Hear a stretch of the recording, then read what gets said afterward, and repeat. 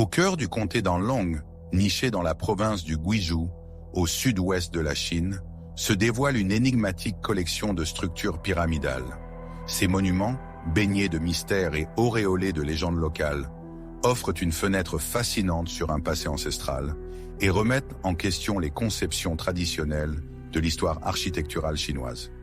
La découverte de ces pyramides remonte à la fin du XXe et au début du XXIe siècle, bien que les habitants locaux connaissaient leur existence depuis longtemps.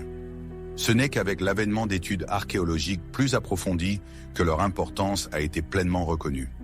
Ces explorations ont révélé un ensemble de monticules imposants, de forme pyramidale, dont la ressemblance frappante avec d'autres structures pyramidales à travers le monde a suscité un vif intérêt et une pléthore de spéculations. Les pyramides du comté d'Anlong, avec leur conception à degrés distincts, évoquent irrésistiblement les pyramides mésoaméricaines, comme celles que l'on admire à Teotihuacan et dans les cités mayas. Chacune de ces constructions majestueuses se compose de plusieurs niveaux en terrasse, édifiés à partir de strates de terre et de pierre.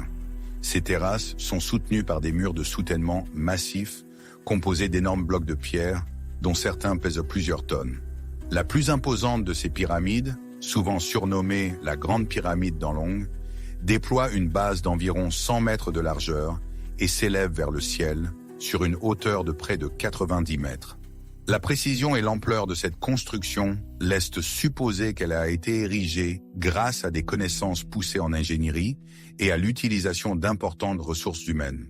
Une théorie prédominante concernant les pyramides du comté d'Anlong suggère qu'elles servaient de sépulture ou de tombeaux pour les élites et les chefs locaux. À l'instar des pyramides d'Égypte et d'autres cultures anciennes, ces structures auraient été érigées pour honorer et protéger les restes de personnages importants. Certains pensent que des fouilles pourraient révéler des chambres funéraires et des artefacts à l'intérieur de ces pyramides, ce qui viendrait étayer cette hypothèse. D'autres chercheurs avancent que les pyramides pouvaient également avoir une fonction défensive. Leurs terrasses surélevées offraient un point de vue stratégique pour surveiller et se défendre contre d'éventuelles menaces. Les pyramides robustes du comté d'Anlong, avec leurs murs épais et leurs plateformes fortifiées, évoquent des forteresses potentielles en temps de conflit, remettant en question les perspectives traditionnelles sur l'architecture chinoise antique. Si la Chine est célèbre pour ses pagodes, ses palais et sa grande muraille, l'existence de ces structures pyramidales révèle une diversité insoupçonnée de styles et d'influences architecturales. Cette découverte invite à une réévaluation des échanges culturels et technologiques possibles entre la Chine ancienne et d'autres civilisations, d'autant plus que les pyramides du comté d'Anlong restent relativement méconnues comparées à d'autres sites archéologiques majeurs du pays. Leur étude approfondie pourrait bien transformer notre compréhension de l'histoire architecturale chinoise.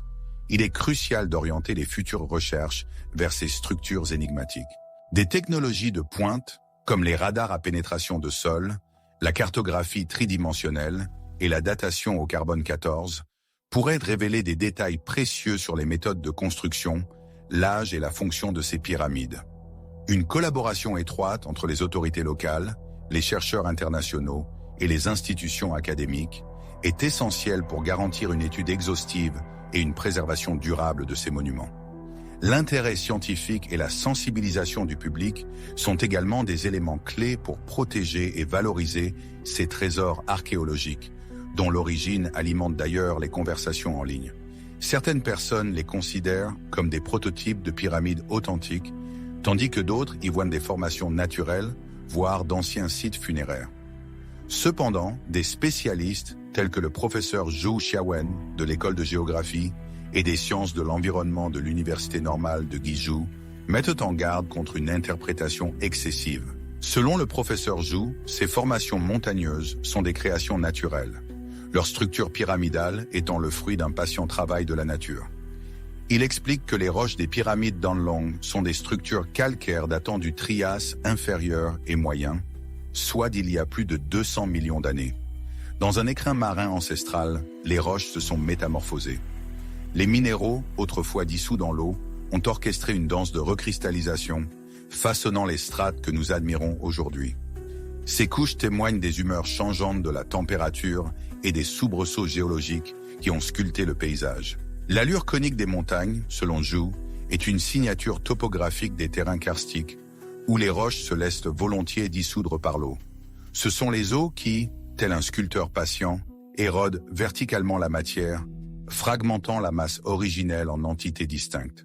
La forme pyramidale, avec ses sommets abrupts et ses larges assises, est le fruit d'une érosion incessante. Les couches supérieures sont les plus vulnérables, tandis que les bases, plus résistantes, subissent un sort moins rude.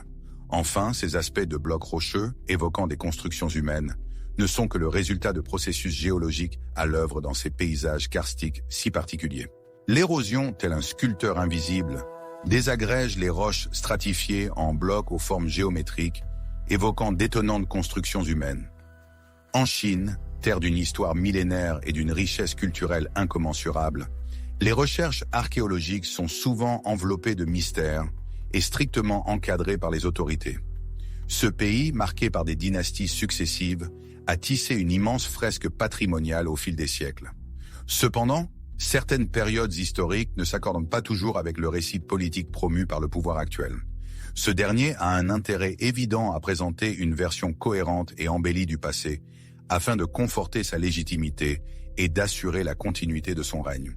Les découvertes archéologiques, véritables fenêtres sur le passé, peuvent parfois ébranler les récits historiques soigneusement élaborés. En Chine, où le nationalisme occupe une place centrale, les vestiges du sol qui dévoilent une histoire complexe et nuancée, marquée par des influences étrangères ou des conflits internes, risquent de fragiliser cette vision unifiée. C'est pourquoi l'État exerce un contrôle rigoureux sur les fouilles archéologiques, soumettant chaque recherche à une approbation préalable et la plaçant souvent sous la tutelle d'autorités gouvernementales. Cette vigilance permet de s'assurer que les révélations du passé confortent, plutôt qu'elles ne contredisent, le récit national.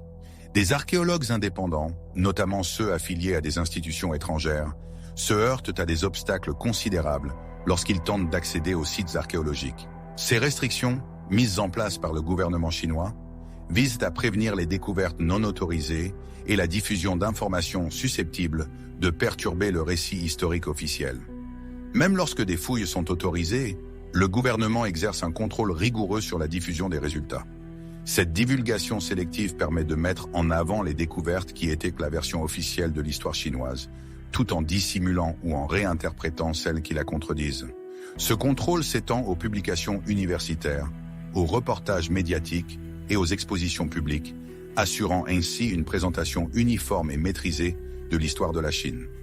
Certains murmures courent au sujet d'avancées technologiques antiques, suggérant que la Chine aurait mis au jour des vestiges d'une science et d'un savoir-faire d'un niveau insoupçonné, antérieur à notre chronologie historique actuelle.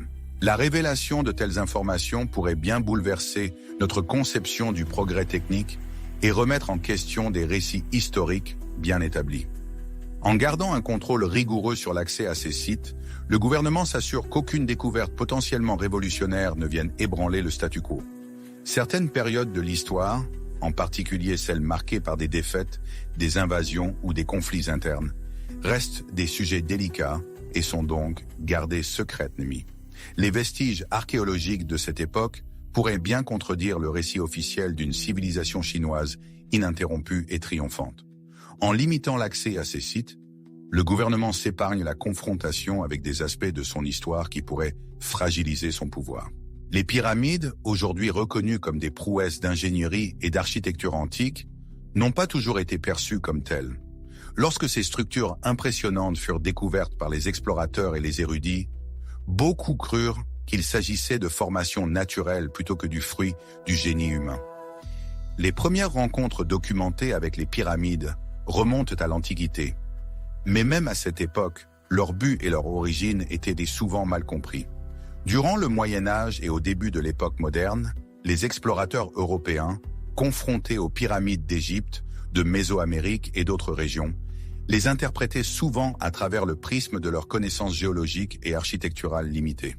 La taille imposante et la précision géométrique de ces monuments poussaient certains à supposer qu'il s'agissait de formations géologiques naturelles. Cette théorie s'expliquait en partie par un manque de compréhension des techniques d'ingénierie antiques et une difficulté à imaginer comment des sociétés prémodernes avaient pu accomplir de tels exploits.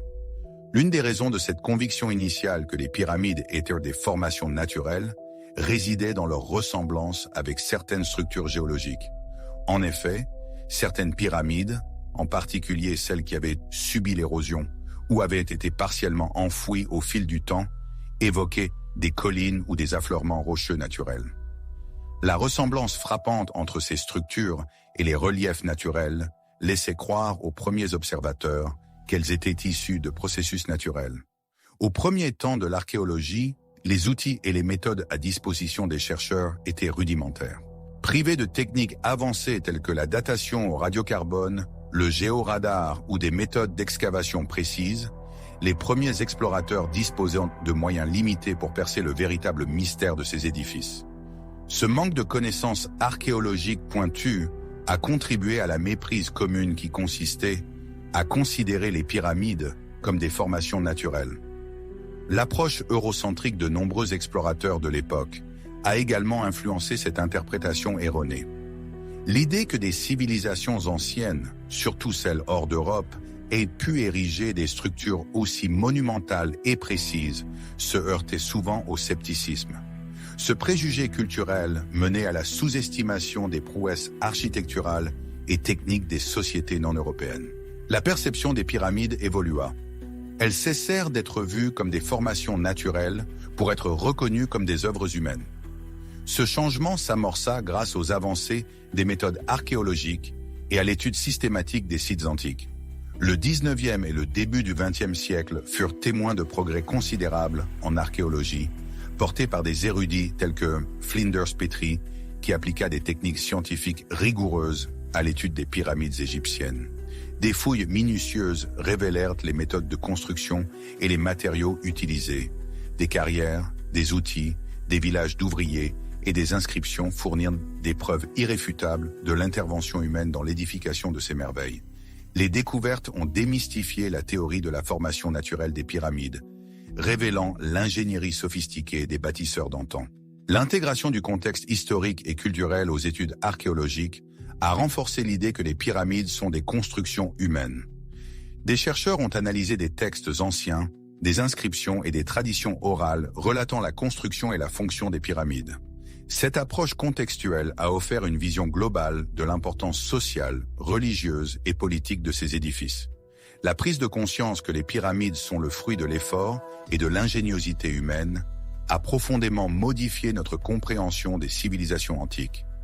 Les pyramides antiques, vestiges majestueux des Égyptiens, des Mayas et des Aztèques, témoignent d'un savoir-faire exceptionnel en ingénierie, en organisation et en art. Leur étude a remis en question les perspectives eurocentriques, révélant les contributions essentielles de diverses cultures au progrès humain. Aujourd'hui encore, la précision et la robustesse de ces édifices continuent d'émerveiller et d'inspirer les architectes et ingénieurs modernes.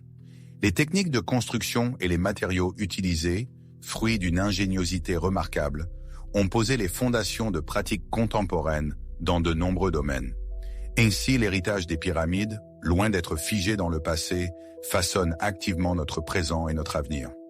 La rectification de l'idée fausse, selon laquelle les pyramides seraient des formations naturelles, a permis d'affiner les récits historiques. Elle a favorisé une compréhension plus nuancée du développement des sociétés humaines, de leurs avancées technologiques et de leurs réalisations culturelles. Ce changement a encouragé une représentation plus inclusive et précise de l'histoire mondiale. La transformation de la perception des pyramides, passant de formations naturelles à merveilles, construites par l'homme, témoigne de l'évolution des connaissances archéologiques et de l'importance de surmonter les préjugés culturels. Les progrès des techniques scientifiques, les fouilles minutieuses et une compréhension contextuelle des sociétés antiques ont révélé la véritable nature de ces structures monumentales. La découverte que les pyramides sont le fruit du génie humain a considérablement enrichi notre admiration pour les exploits des civilisations antiques. Cette révélation a eu des répercussions durables tant sur la recherche historique que sur l'ingénierie moderne, ouvrant des perspectives nouvelles et fascinantes sur le passé et l'avenir de notre monde.